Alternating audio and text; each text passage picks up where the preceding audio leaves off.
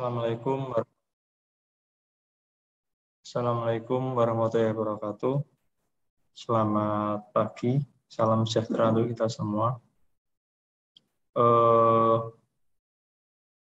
Hari ini insya Allah kita akan membahas ekualisasi histogram untuk pertemuan ke-7, pertemuan terakhir sebelum ujian tengah semester ya.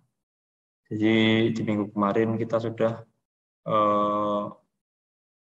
membahas apa itu histogram dan bagaimana histogram itu digunakan untuk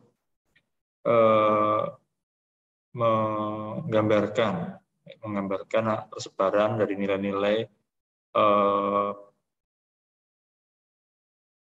warna maupun kecerahan, brightness ataupun kontras dalam keseluruhan piksel pada sebuah citra.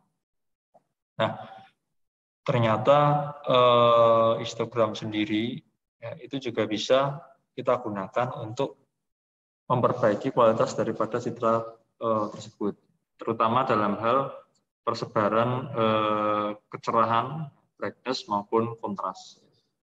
Jadi salah satu teknik dalam pengolahan citra yang berfungsi untuk peningkatan kualitas citra, peningkatan mutu citra maupun dalam bahasa Inggris disebut image enhancement, itu salah satunya dengan cara menggunakan ekualisasi histogram. Di mana nanti histogram itu kita akan menghilangkan ketimpangan ya, ketimpangan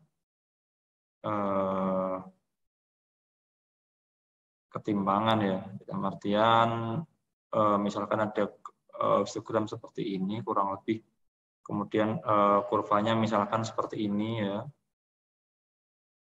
Nah ini kan ada ketimpangan di sisi sebelah sini misalkan ya. Karena ini dengan grafik yang di sebelahnya itu berbeda jauh ya, sangat kelihatan timpangnya seperti itu. Nah, ekualisasi histogram itu mengusahakan supaya grafik itu ya tidak terlalu timpang. Misalkan setelah diekualisasi ya itu akan bentuknya seperti ini misalkan. Nah, ini kan tidak terlalu timpang. Atau mungkin bisa seperti ini. Ya, jadi persebarannya itu cenderung merata atau relatif merata. Jadi itu tujuan dari histogram. Nah, diharapkan dari pemerataan itu tadi ya, entah itu brightness ataupun kontras nilai-nilai itu diharapkan kualitas gambar atau kualitas citra itu semakin baik gitu ya. Dalam artian semakin jelas objek apa yang ada di dalam citra tersebut, misalkan seperti itu. Ya. Tapi sekali lagi tiap teknik dalam pengolahan citra itu memiliki kelemahan dan kelebihan masing-masing. Oke ya. Langsung saja kita masuk ke ekualisasi ya. Jadi yang pertama kita lakukan adalah mengubah nilai intensitas citra sehingga penyebarannya seragam atau uniform. Di intensitas terutama yang tadi saya sampaikan itu brightness dan kontras. Oke.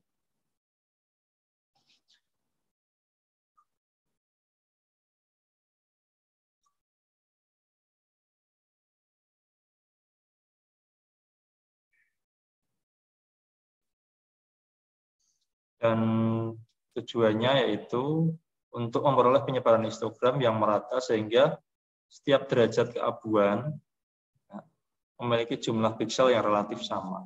Memang ini kegunaan utamanya itu di gambar atau citra grayscale ya. Tapi tidak membatasi kemungkinan untuk diterapkan di citra yang berwarna RGB misalnya seperti itu. Oke, nah kita punya sebuah citra ya. Di sini nilai diketahui histogram sebuah citra yang akan dibuat ekualisasinya itu mempunyai derajat keabuan antara 0 sampai 7. Di 0 sampai 7 ini berarti citra ini kalau kita bisa memahami ini citra ini cenderung berwarna gelap.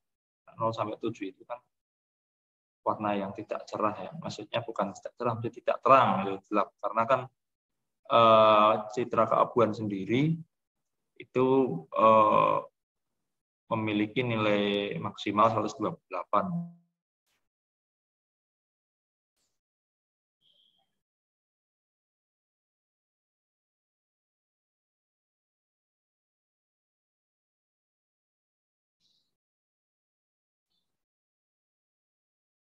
Nah, di dalam ini kita bisa melihat bahwa jumlah piksel yang nilainya 0 itu sebanyak 790. Piksel yang nilainya 1 adalah sejumlah 1023. Piksel yang nilainya 2 itu 850. Piksel yang nilainya 3 itu 056. Piksel yang nilainya 4 itu 329 jumlahnya, dan seterusnya, sampai piksel yang ke-7 itu jumlahnya 81. Nah, kalau kita jumlah semuanya, ini adalah menghasilkan 4096. Nah, kalau 4096 itu kita akarkan, itu jumlah pikselnya hasilnya itu 64. 4096 kita akarkan itu hasilnya 64. Nah, kemungkinan citra ini itu pikselnya ukurannya 64 kali 64. Anggap saja seperti itu. Ya. Nah, kemudian kita hitung RK-nya ya, atau rata-rata derajat keabuan awal. Ya, RK itu berarti rata-rata ya, rata-rata apa namanya, nilai apa? Nilai seluruh piksel ini dibagi atau derajat ya, derajat dari seluruh piksel itu dibagi dengan nilai maksimalnya piksel yang ada di dalam citra tersebut. Nah, nilai maksimalnya kan 7 ya. Jadi tiap-tiap nilai itu nanti dibagi 7 dan akan menghasilkan rata-rata derajat keabuan awal. Misalkan 0 bagi 7 itu 0. 1 bagi 7 itu 0,14, 2 bagi 7 itu 0,29, 3,7, 3 bagi 7 itu 0,43, dan seterusnya sampai 7 bagi 7 itu 1. Jadi ini rata-rata derajat keabuan awal. Jadi nilai keabuan awal tadi kita rubah menjadi derajat ya. Nilai-nilai ini kita rubah menjadi derajat. Nah, kemudian kita juga mencari nanti kenapa harus dirubah ke derajat? Ya, ini ada gunanya nanti ketika kita di akhir perhitungan kita meringkasnya ya, supaya lebih diusahakan untuk merata ya. Kalau pakainya ini kan kita agak sulit ya. Kalau pakainya ini kan pakai derajat itu kan 0 sampai 1 itu kan, atau dalam istilah itu kita normalisasi 0 sampai 1 supaya rentangnya nggak terlalu jauh. Nah, kemudian kita hitung ekualisasi awalnya, yaitu PRRK, dengan cara membagi NK dengan jumlah piksel. Jadi NK ini dibagi dengan jumlah pikselnya. Jumlah piksel itu berapa tadi? 4096. Jadi 790 dibagi 4096 menghasilkan 0,19. 1023 dibagi 4096 menghasilkan 0,25 dan seterusnya. Jadi PRRK atau ekualisasi awal di sini itu mengandung arti bahwa persentase dari nilai 0 misalkan itu di dalam citra ini berapa persen. Oh, kita bisa tahu persentase nilai 0 di dalam citra ini secara keseluruhan itu adalah 0,19%. Nah, yang paling banyak adalah nilai 1 ya, nilai piksel 1 ini persentasenya paling banyak, jadi hampir seperempat dari, atau 0,25 ya kan, seperempatnya dari seluruh piksel di citra tersebut dan seterusnya.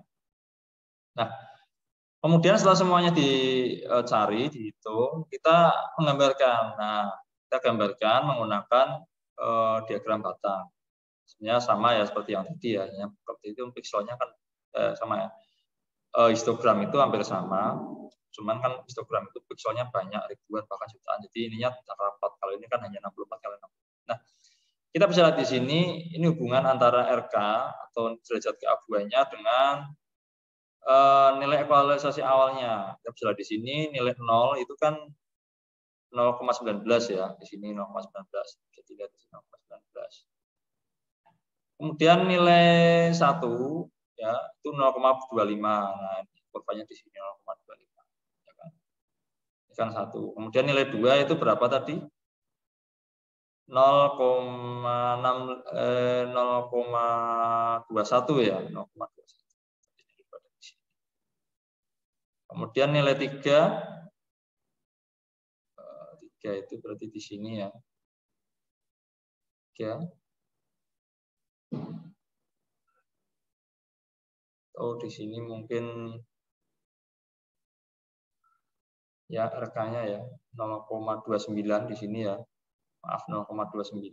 Ini RK-nya adalah 0,21 di sini berarti 0,21 di sini. 0,21. Jadi dengan dinormalisasi itu kita bisa melihat grafiknya seperti ini. Nah, kita bisa melihat grafik di sini itu cenderung timpang ya. Kan kalau gambar kurva itu seperti ini. Kita pakai warna ini aja. Nah ini kan seperti ini. Nah, jadi ini langsung suram gitu ya. Jadi kita akan mencoba meratakan itu, mengekualisasikan supaya tidak terlalu curam.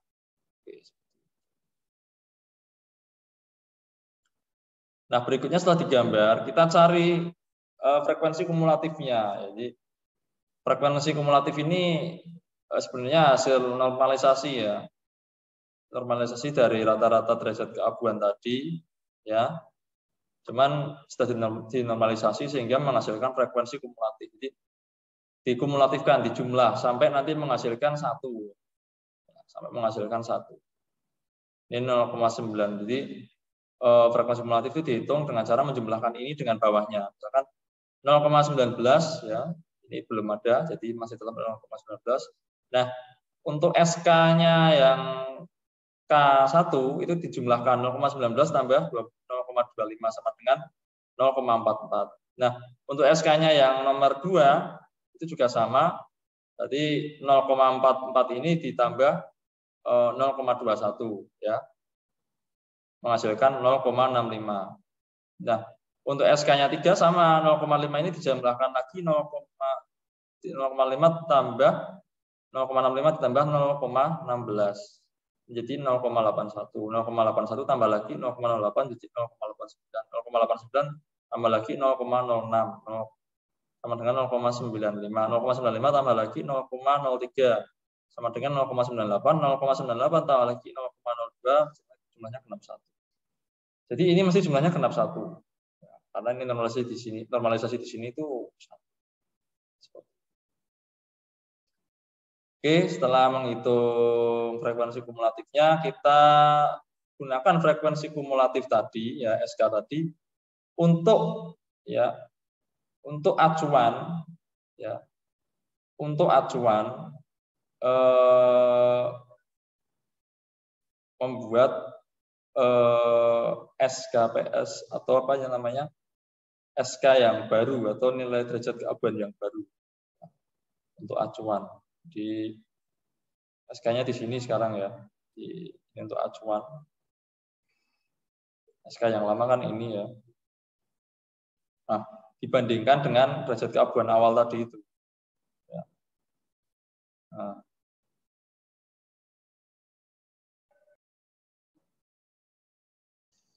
Nah, kita bisa melihat di sini hasil SK yang tadi di sini itu dipindah ke sebelah sini. Ya. Nah, kita nanti bandingkan dengan RK-nya. Misalkan 0,19 itu lebih dekat ke derajat keabuan mana. Misalkan di sini lebih dekat ke derajat keabuan yang angka 1 ini. Jadi ini dimasukkan ke derajat keabuan yang nilainya 1. Ya, ini 0,14. 1 itu kan 0,14 tadi ya. Kemudian yang 0,44 itu lebih dekat ke mana? Oh, lebih dekat ke derajat keabuan 3. Ya, dia akan dianggap dimasukkan ke derajat keabuan 3. Ya. Nah, jadi seperti ini. Kemudian 0,65. Ya.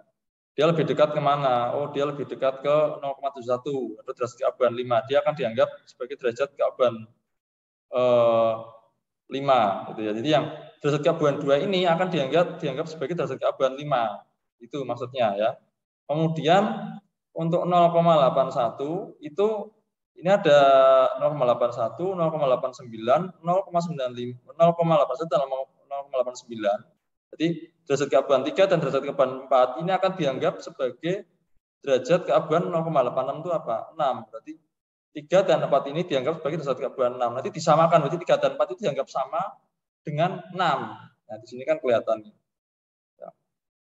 Kemudian untuk untuk derajat keabuan 5, 6 dan 7 karena nilai SK-nya adalah 0,95, 0,98 dan 1 ini dianggap sebagai derajat keabuan 7. Berarti 5, 6 dan 7 ini sama dengan 7 derajat keabuannya. Jadi kurang lebih seperti itu. Nah, setelah itu kita ringkas. Jadi hasilnya ini. Nah, ini hasilnya ini. Jadi ternyata hanya ada 1, 2, 3, 4, 5. Tinggal 5 derajat keabuan yang dipakai di sini. Nah, tinggal 5 derajat keabuan dipakai. Kita bisa lihat di sini. Nah, 1, 2, 3, 4, 5. Hanya 5 derajat keabuan yang dipakai. Yang dimana setelah dicari, ya, ini masih tetap 1, ini masih tetap 1, 2, 1, ini juga 1, ini juga 1, yang ini ada 2. Nah, 2 ini nanti dijumlahkan, kemudian dibagi 4096 sehingga ini maksudnya itu untuk SK 0,14 atau di sini berarti angka 1 ya, ketergaban 1 itu masih sama ya, mengandung memiliki persentase 0,19% dalam keseluruhan piksel. Yang 0,43 ini atau derajat keabuan 3 itu memiliki mana di sini itu adalah masih seperempat ya, masih seperempat atau 0,25% dari jumlah keseluruhan piksel. Yang 0,71 atau derajat keabuan 5 itu memiliki persentase 0,21% di dalam seluruh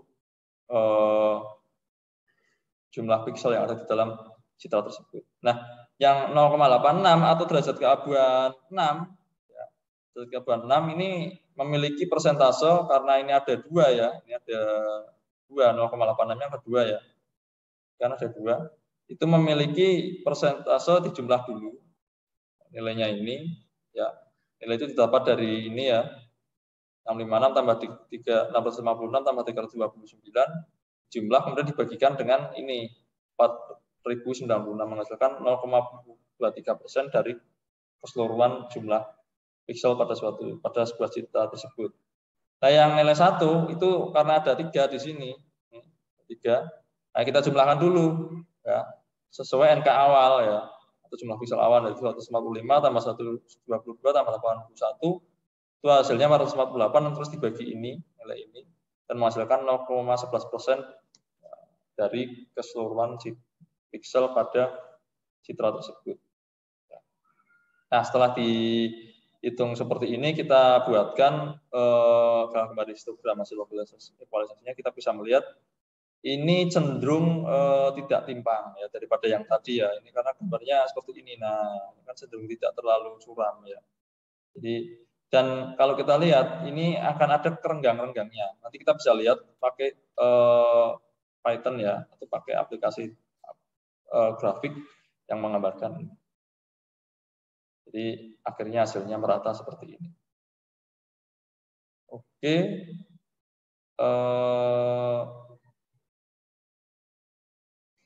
Ini kalau kita bisa lihat secara, nah ini kan bedanya ya. Bedanya ini curam dan ini sudah agak merata, nggak terlalu curam. Berikutnya ini referensinya dari Kanstelman, Gonzalez and Woods, Andoyo yang dipakai untuk membuat presentasi. Selebihnya nanti teman-teman apabila ada pertanyaan bisa masuk kolom komen. Semoga bermanfaat. Ya. Dan nanti insya Allah kita lanjutkan pembahasannya menggunakan aplikasi Python ya untuk membuktikan hasil histogram maupun hasil dari citra yang setelah diekualisasikan. Sekali lagi terima kasih. Mohon maaf bila ada tutur kata yang kurang berkenan. Jangan lupa like, subscribe dan komen dan juga share apabila bermanfaat juga untuk yang lain. Salam sejahtera, selamat pagi. Wassalamualaikum warahmatullahi wabarakatuh.